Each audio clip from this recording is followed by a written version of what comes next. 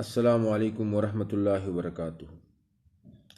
زما محترمو مشرانو، لوڼو، بایګانو، میندو، خویندو، نن ستاسو په وړاندې زه د اختر د شپې متعلق د هغې فضیلت او بعض ضروري مسایل هغه وړاندې کول غواړم. زما محترمو، وړوکې اختر شپه دا ډېره مبارکه شپه ده. حضرت ابو امامه رضی الله عنه روایت دی، حضور علیه الصلاۃ والسلام فرمایلی دي چې کوم سړی د وړوکي اختر او د لوی اختر شپه د ثواب په یقین سره تیره کي او ژوندی کي، الله تبارک وتعالی به په هغه ورځ چې کوم ورځ باندې د خلکو زړونه مړه وي، الله پاک به د زړه ژوندی ساتي. شپه ژوندي کول مطلب دا دی چې مونږ دغه شپه د الله تبارک وتعالی په عبادت کې تیره کړو، په تسبیحاتو کې تیره کړو، په ذکر و اذکار او په درود و سلام کې تیره کړو، د نیکو خلکو په مجالسو کې تیره کړو، او دې سره سره د خپل خپلوانو سره، عزیز و اقارب سره صله رحمي وکړو او خپل اهل و عیال سره په نرمۍ سره په ښې طریقې سره پیښ شو. او زما محترم، په دې حدیث مبارک کې چې دا وویلی شو چې یاره زړه به ژوندی وي چې چا په دې ورځ باندې په دې شپه باندې عبادت وکړو. زما محترمو، زړه ژوندي کېدل مقصد دا دی چې هغه ورځ چې په کوم ورځ باندې به د الله د عذاب د یرې د وجې یو نفسي حالت وي، هر سړي سره به د خپل ځان فکري، خوف و یره به وي، یو دهشت به وي، نو هر سړی به په منډه تړله باندې وي.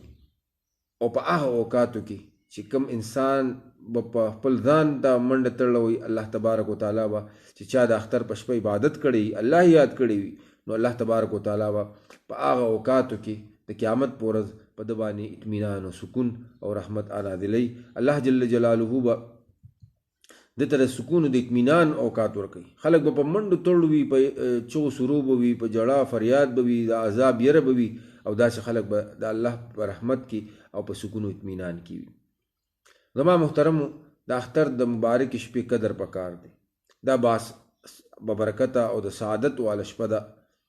په دې شپه کې د الله جل جلاله عبادت پکار دی، ذکر و اذکار پکار دی، تسبیحات پکار دی، د قرآن تلاوت پکار دی، او د خپل محبوب پیغمبر علیه الصلاۃ والسلام باندې درود و سلام ویل پکار دی. حضرت معاذ ابن جبل رضی الله عنه روایت دی، حضور علیه الصلاۃ والسلام فرمایلی دی چا چې د 5 شپو قدر وکړو او په هغه کې عبادت وکړو، هغه دپاره جنت واجب شو. هغه 5 شپې هغه کې یو د عید الفطر شپه ده، وړوکې اختر شپه ده، یو د لوی اختر شپه ده، یو د 8 ذی الحجې شپه ده، یو د عرفې شپه ده، او یو د شب برات ده. دا 5 شپې دي. دې د زما محترمو، مونږ خپلې زندګۍ کې ډېرې داسې شپې هغه په ویښه باندې تېرې کړو، یا د کار کسب کې یا په نورو څیزونو کې مونږ اکثر شپې داسې تېرې کړو. زما محترمو، دا الله تبارک وتعالی مونږ ته موقع راکړه. د رمضان مبارکه میاشت ختمه شوه، او په دې وخت باندې په دې اوقاتو کې اوس مونږ په دې شپه باندې چې کوم د اختر شپه ده، په دې کې مونږ الله یاد کړو، د الله ذکر وکړو. نو زما محترمو، الله تبارک وتعالی په دې باندې مونږ ته جنت راکړي، او مونږ ته به الله جل جلاله د قیامت هغه سخته ورځ چې کوم د عذاب یره خوف به وي، په هغې کې به الله پاک مونږ ته سکون او اطمینان راکړي، ځکه دا شپه په عبادت کې تېره کوي. زما محترمو، افسوس مقام دی چې نن مونږ خلک د دې شپې قدر نه کوو. قدر و منزلت په خپل ځای، مونږ الټه دغه شپه د الله په نافرمانۍ کې تېره کړو.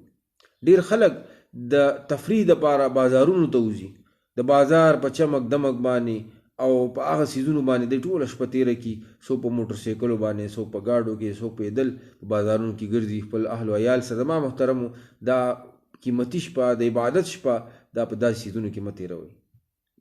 او دې سره سره ډېر دکانداران، تاجران، هغوی ته پکار دي چې په دغه شپه باندې خپل مصروفیت کم کړي، نو هغوی زما محترم مصروفیت نور هم زیات کړي، او هغوی پکار دا دی چې د الله عبادت وکړي، ذکر و اذکار وکړي، تلاوت وکړي. هغوی الټه ټوله شپه په بازار کې، حالانکه بازارونه زما محترمو، حضور علیه الصلاۃ والسلام فرمایي احب البلاد الی الله مساجدها وابغض البلاد الی الله اسواقها. د الله جل جلاله محبوب ځایونه جماعتونه دي، او بدترین ځایونه هغه بازارونه دي. نو په بازار کې دروغ ویل کېږي، بازار کې جنگ جګړې وي، بازار کې ناب تول کې کمی وي، بازار کې هر هغه کبھی عمل وي چې کوم اسلام او شریعت مونږ منع کړي او په بازار کې وي. نو دې د زما محترمو دا قیمتي اوقات دي، مبارک شپه ده، د دې قدر او منزلت پکار دی، په دې کې عبادت پکار دی، د ذکر او تسبیح پکار دی. ډېر خلک د دې د شپې د قدر او منزلت نه دي خبر، نو هغه باندې دا زندگی کې دا دومره اخترونه، دا دومره شپې داسې تېرې شوې دې د وجې کوم خلکو ته پته نه وي، اوس ورته معلومه شوه، نو د دې شپې قدر وکړئ. ډېر خلک زما محترمو د دې د شپې د عظمت نه خبر دي، خو د خپلې ناراستۍ د وجې یا د دنیا کې د مسؤلیت د وجې د دې شپه کې د عبادت نه هغوی ځان محروم وساتي. دې د وجې زما محترمو د دې شپې عظمت او د دې قدر و قیمت پکار دی.